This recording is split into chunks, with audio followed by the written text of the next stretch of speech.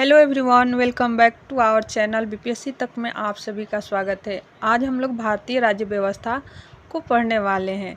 Indian polity ये NCERT सार संग्रह का बुक है और ये बहुत अच्छा बुक है। इसमें सब वन लाइनर के फॉर्म में दिया हुआ है। तो आइए स्टार्ट करते हैं। भारत का संवैधानिक विकास।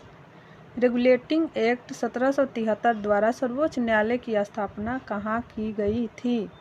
तो कलकत्ता में की गई थी 1774 में। रेगुलेटिंग एक्ट 1773 में आया था और सर्वोच्च न्यायालय उसके द्वारा सर्वोच्च न्यायालय की स्थापना की गई 1774 में। भारतीयों को भारत के प्रशासन में भाग लेने का अधिकार किस अधिनियम के द्वारा प्राप्त हुआ? तो चार्टर एक्ट 1833 के द्वारा।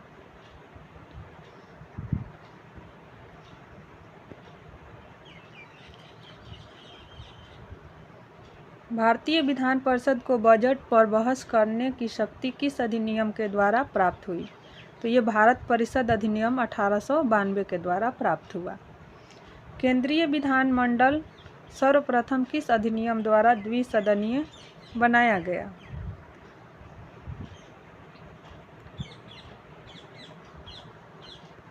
तो ये भारत शासन अधिनियम 1919 के भारत शासन अधिनियम के द्वारा बनाया गया।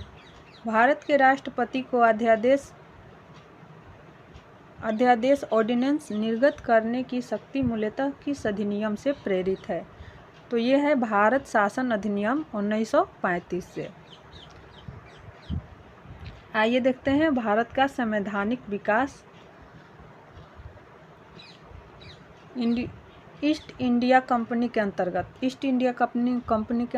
कौन कौन सा विकास हुआ है और ब्रिटिश क्राउन यानी कि ब्रिटेन के राजा के अंतर्गत कौन कौन सा शासन बनाया गया है? तो रेगुलेटिंग एक्ट कब आया था? तो 1773 में। पीट्स इंडिया एक्ट 1784 में। चार्टर एक्ट 1793 में। चार्टर एक्ट 1813 में। चार्टर एक्ट 1833 में। चार्टर एक्ट 1853 में। आइए देखते हैं ब्रिटिश क्राउन के अंतर्गत कौन कौन सा अधिनियम आया था। तो भारत शासन अधिनियम 1858 में आया था। भारत परिषद अधिनियम ये 1861 में आया था। भारत परिषद अधिनियम 1892। भारत परिषद अधिनियम 1909। इसे मार्ले मिंटो सुधार अधिनियम भी कहा जाता है। और भारत शासन अधिनियम 1919, इसमें राज्यों में द्वैध शासन लागू किया गया था। भारत शासन अधिनियम 1935। भारतीय स्वतंत्रता अधिनियम 1947।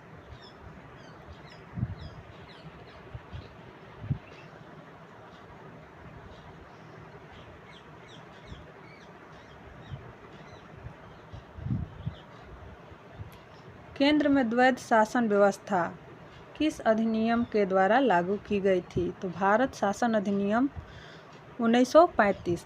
तो केंद्र में द्वैध शासन लगाया गया था भारत शासन अधिनियम 1935। और पूछ देगा कि राज्य में द्वैध शासन का व्यवस्था किस अधिनियम के द्वारा हुआ था? तो ये भारत शासन अधिनियम 1919 के द्वारा हुआ था। ब्रिटिश भारत के किस अधिनियम में संघीय शासन का प्रावधान था? तो भारत शासन अधिनियम 1935। भारत शासन अधिनियम 1919 की समीक्षा के लिए वर्ष 1927 में साइमन कमीशन का गठन किया गया था और साइमन कमीशन 1928 में भारत पहुंचा था।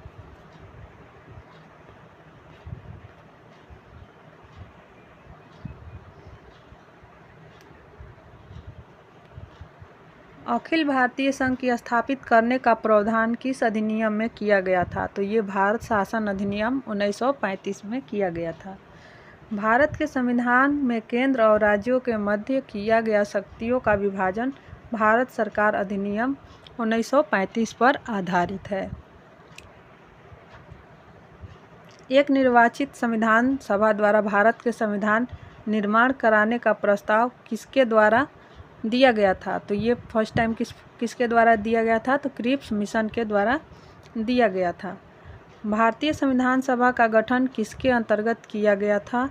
तो कैबिनेट मिशन 1946 के अंतर्गत किया गया था। और पूछ देता है कि कैबिनेट मिशन में कितने सदस्य थे, तो 3 सदस्य थे। कैबिनेट मिशन के द्वारा प्रयुक्त योजना के अनुसार संविधान सभा में प्रांतों के प्रतिनिधियों का निर्वाचन किस अनुपात में था?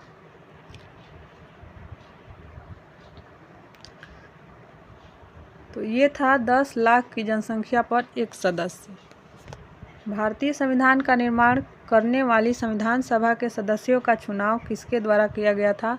तो ये विभिन्न प्रांतों के विधानसभाओं के द्वारा किया गया था। आइए नेक्स्ट देखते हैं। अंतरिम सरकार वर्ष 1946 जब कैबिनेट मिशन आया था संविधान बनाने के लिए, उस टाइम एक अंतरिम सरकार का गठन हुआ था।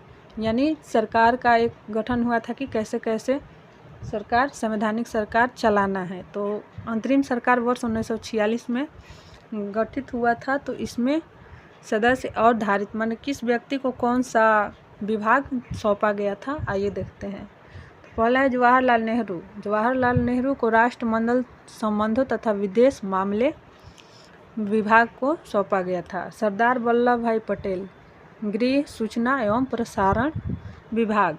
डॉक्टर राजेंद्र प्रसाद खाद्य एवं कृषि विभाग। जॉन मथाई उद्योग एवं नागरिक आपूर्ति। जगजीवन राम श्रम मंत्रालय, इनको श्रम विभाग सौंपा गया था। ये बार बार एग्जाम में भी पूछा जाता है कि जगजीवन राम को कौन सा विभाग अंतरिम सरकार में दिया गया था, तो श्रम मंत्रालय दिया गया था। सरदार बलदेव सिंह रक्षा मंत्रालय, इनको रक्षा मंत्रालय दिया गया था। लियाकत अली खां, इनको वित्त मंत्रालय दिया गया था। सी राजगोपालचारी, इनको शिक्षा एवं कला मंत्रालय दिया गया था। तो कैसा लगा मेरा वीडियो? नेक्स्ट वीडियो के लिए प्लीज़ मेरे चैनल को सब्सक्राइब कर लीजिए। ऐसे ही हम वीडियो बनाएंगे और आपके लिए बहुत ही महत्वपूर्ण होने वाला है। Please like and subscribe my channel. Thank you.